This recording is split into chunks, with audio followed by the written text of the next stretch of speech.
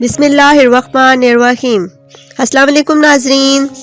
دنیا آج کل وائرس کی وجہ سے بہت پریشان کن حالات سے گزر رہی ہے۔ اللہ سے دعا ہے کہ وہ ہمیں اس مشکل گھڑی سے خیر و عافیت سے نکالے اور ہم سب کو ان مشکل حالات سے مقابلہ کرنے کی ہمت اور توفیق عطا فرمائے، اور ہم سب کو اللہ سے مدد مانگنی چاہیے، دعائیں کرنی چاہیے، اپنے گناہوں سے معافی مانگنی چاہیے۔ اللہ تعالیٰ ہم سب کا حامی و ناصر ہو، آمین۔ تو آج میں آپ کے لیے 5 مختلف قسم کی وائرسز کی انفارمیشن لے کر آئی ہوں۔ تو چلیں سٹارٹ کرتے ہیں۔ پہلا ہمارا first corona virus. Corona virus ایک ایسا وائرس کی فیملی ہے جس کا کچھ ممبر سارس اور مرس کے جو انفیکشن میں پھیلتی رہتی ہیں اسی فیملی سے ریلیٹڈ ہے۔ کرونا وائرس میں خود 4 قسم کے آلریڈی نون ہے، موجود ہیں، اور یہ 5ویں قسم اس کی نئی دریافت ہوئی ہے۔ 1960 سے لے کر ابھی تک اس کی یہ 5ویں قسم ہے، اور یہ 5ویں قسم جو ہے وہ دسمبر میں اس کی تشخیص کی ہے۔ ووہان سٹی میں اس کا فوکس کیا کہ وہاں پر ایک فوڈ مارکیٹ ہے جہاں پر جانور خریدے اور بیچے جاتے تھے، تو وہاں سے ان کا خیال ہے کہ یہ جو وائرس ہے وہ اینیمل سے ہیومن میں ٹرانسفر ہوا، اور اس کے بعد ہیومن ٹو ہیومن ٹرانسفر شروع ہو گئی۔ یہ پروون ہے۔ 18 ممالک میں یہ جا چکا ہے۔ یہ بہت تیزی سے پھیلتا ہے۔ اس وائرس کا باڈی میں انٹر ہونا اور پہلے سائن اور سمپٹمز کا آنا، اس کو انکیوبیشن کہتے ہیں۔ یہ 14 دن کا ہے۔ 14 دن اگر گزر جائیں تو پھر اس کا مطلب ہے کہ یو آر ان سیف اور زون۔ اس کے سمپٹمز ایکچولی کوئی مخصوص نہیں ہے، یعنی یہ نہیں کہا جا سکتا کہ یہ سمپٹمز ہوں تو کرونا وائرس ہوگا۔ اس کے سمپٹمز ہیں جو انفیکشن، چیسٹ انفیکشن، اور ٹیمپریچر ہوتا ہے لو، اور سر درد، کھانسی، سانس میں تکلیف، اور یہ جب شدت اختیار کر جاتی ہیں یعنی انتہائی پھیپھڑوں کی انفیکشن، اس انفیکشن کے نتیجے میں سمپٹمز آتے ہیں۔ کسی بھی جراثیم کی وجہ سے ہو، یہ بیکٹیریا کی وجہ سے، علامتیں ایک ہی ہیں، لہٰذا کوئی ایک علامت نہیں ہے کہ اس کی وجہ سے یہ ہو سکتی ہیں۔ نمبر 2 ہے ڈینگی وائرس۔ ڈینگی وائرس کا مرض DEN سے پھیلتا ہے، اور اس وائرس کا تعلق فلیورائڈ فیملی سے ہے۔ یہ وائرس انسانوں کے جسم میں پرورش پاتا ہے اور مادہ مچھر کے کاٹنے سے پھیلتا ہے۔ مریض کے کاٹنے سے یہ وائرس مچھر میں منتقل ہو جاتا ہے، اور 2 سے 4 دن کے اندر یہ وائرس کسی صحت مند انسان کو کاٹنے سے اس میں منتقل ہو جاتا ہے۔ یہ مچھر انسان کو 5 PM سے 8 PM کے درمیان میں کاٹتا ہے۔ یاد رہے کہ اس کے مرض کی ویکسین نہیں ہے۔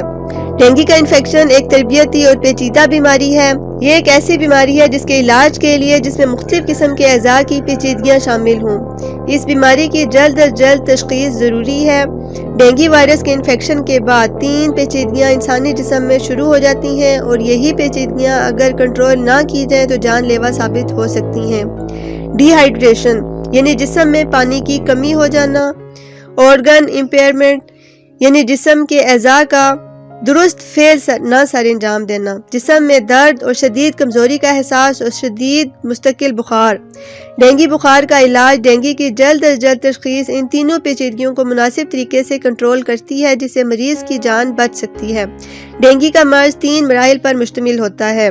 ابتدائی مرحلے میں یہ مریض کو شدید بخار کی علامت ظاہر ہوتی ہے۔ یہ بخار 2 سے 10 دن تک رہ سکتا ہے۔ مریض کو بخار کے ساتھ ساتھ جسم میں ایٹھن، شدید درد رہتا ہے۔ مرض کی شدت میں مریض کو الٹیاں یا قحط شروع ہو جاتی ہیں۔ جسم میں ڈی ہائیڈریشن کا عمل، پانی کی کمی شروع ہو جاتی ہے۔ مردوں میں ناک اور بلغم میں سے خون کا آنا، اور عورتوں میں اعضائے مخصوصہ سے خون آنا شروع ہو جاتا ہے۔ اس کے بعد پٹھوں کی بافتوں کی میمبرین میں سے خون آتا ہے، اور مریض کے خون میں سے سفید خلیوں کی نمایاں کمی ہو جاتی ہے، اور جگر میں سوزش پیدا ہو جاتی ہے۔ Number 4 polio. پولیو ایک بہت ہی خطرناک بیماری نہیں بلکہ پاکستان میں بہت ہی خطرناک پرابلم بھی ہے۔ دنیا سے پولیو ختم ہو چکا ہے، لیکن 3 ممالک میں ابھی بھی پولیو کثرت سے پایا جاتا ہے، جن میں پاکستان، افغانستان، نائجیریا شامل ہیں۔ کیا وجہ ہے کہ ان ممالک سے پولیو ختم کیوں نہیں ہوا؟ اتنی پولیو ویکسین کے بعد بھی یہ مسئلہ بنا ہوا ہے۔ آج اسی کے بارے میں ڈیٹیل سے بات کریں گے کہ یہ کیا ہے، کیوں پھیلتا ہے، ویکسین لینے کے بعد کیوں اس مرض میں مبتلا ہو جاتے ہیں، اور پاکستان کے لوگ بھی پولیو کے قطرے پلانے سے کیوں کتراتے ہیں۔ اس کا نام پولیو ہے۔ پولیو نامی ایک وائرس سے پھیلتی ہے۔ پولیو وائرس انسان میں منہ کے ذریعے سے گھستا ہے اور انسان کی انتڑیوں میں نشور پاتا ہے۔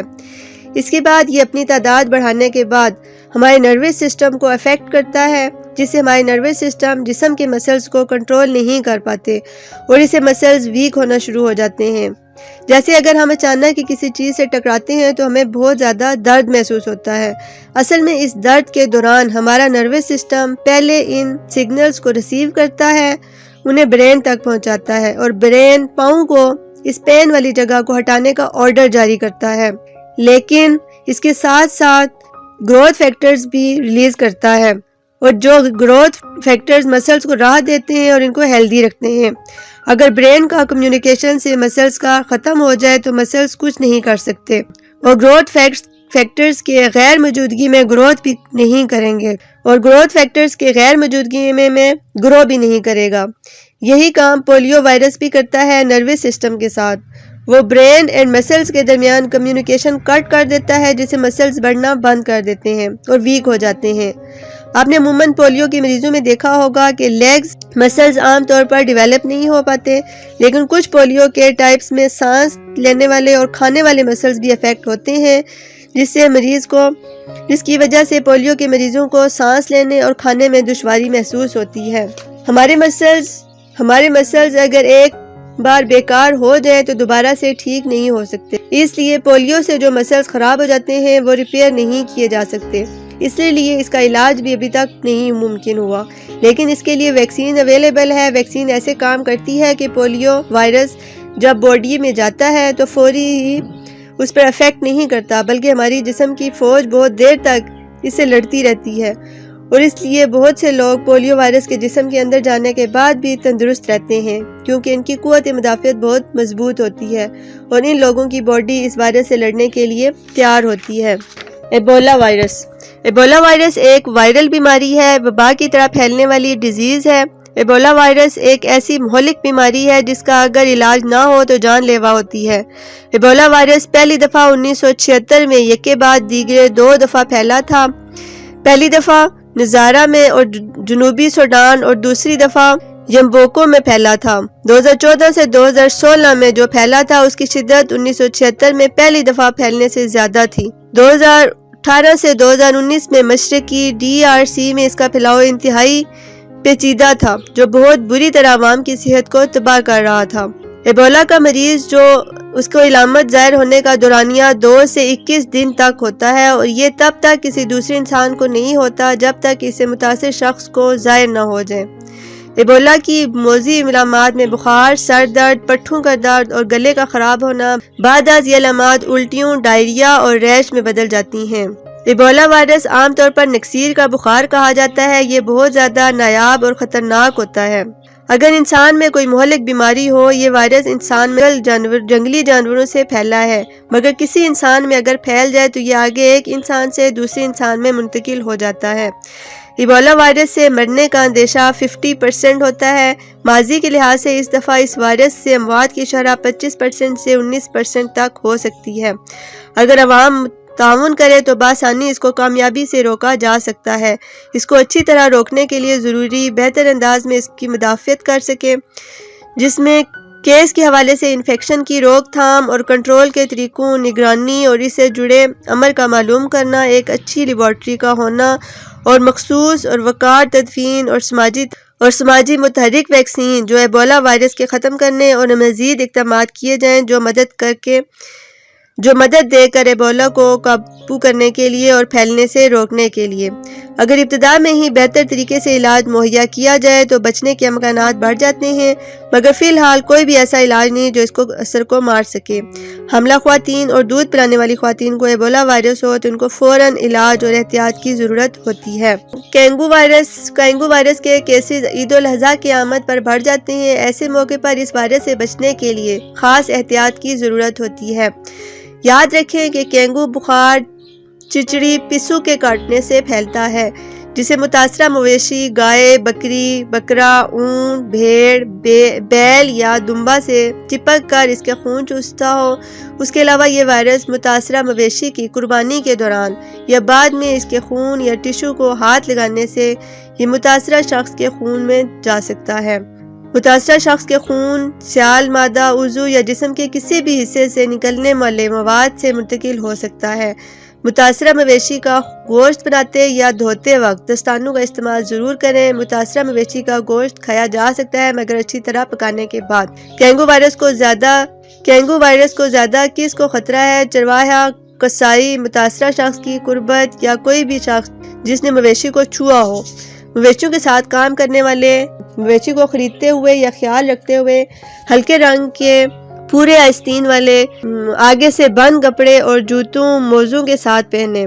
دافع حشرات میں ڈیٹ شامل ہو جسے نچلے حصوں پر لگائیں۔ گھر کے آنے کے فوراً بعد اپنے جسم کا معائنہ کریں اور فوراً نہائیں۔ ڈینگو وائرس بھی ایک خطرناک قسم کا وائرس ہے جو 1940 میں سامنے آیا تھا۔ یہ وائرس افریقہ، میڈل ایسٹ اور ایشیا میں پایا جاتا ہے مگر 2013 میں ایران، روس، ترکی اور ازبکستان 50 سے زیادہ کیسز سامنے آئے ہیں اور اس کے شکار مریضوں میں اموات کا امکان 10 سے 40% ہوتا ہے۔ باقی وائرسز کی طرح اس وائرس میں بھی شدید بخار ہوتا ہے۔ 5 سے 6 دن کے دورانیے میں علامات ظاہر کرتا ہے جو خون اور پٹھوں کے اثر انداز ہوتے ہیں اور اس کے ساتھ ہی نزلہ بھی ہوتا ہے۔ 75% کیسز میں دیکھا گیا ہے اگر ابتدائی علامات میں ہی انسان کی حالت زیادہ خراب ہو جائے تو خون بہنا شروع ہو جاتا ہے۔ پہلے تو انسان کا رویہ خراب ہوتا ہے، ذہنی طور پر ٹھیک نہیں رہتا اور گلا خراب ہوتا ہے۔ پھر اس کے ناک سے خون بہتا ہے، الٹیاں آتی ہیں اور جسم پر کالے نشان پڑ جاتے ہیں۔ علاج اگر ٹھیک نہ ہو یا ہو تو انسان کے گردے کام کرنا بند کر دیتے ہیں اور بعض اوقات شدید سانس کی تکلیف ہوتی ہے۔ عمومی حالات میں ابتدائی طور پر جو علامات ظاہر ہوتی ہیں ان کے دوران 9 سے 10 دن میں انسان ٹھیک ہو جاتا ہے اور 30% اموات ہو جاتی ہیں جو اس کا شکار ہوں یا جو زیادہ بیمار ہو جائیں اسے۔ یہ وائرس بھی جنگلی جانوروں میں انسان میں پھیلا ہے۔ یہ وائرس ایک چھوٹے سے کیڑے کے کاٹنے سے پھیلتا ہے جو عموماً جانوروں کے بالوں میں موجود ہوتا ہے۔ تو ناظرین یہ تھی میری آج تک کی انفو۔ انشاءاللہ جلد ہی نئی انفو لے کر حاضر ہوں گی۔ تب تک کے لیے دعاؤں میں یاد رکھیں، خوش رہیں اور اپنے چاہنے والوں کا خیال رکھیں۔ فی امان اللہ۔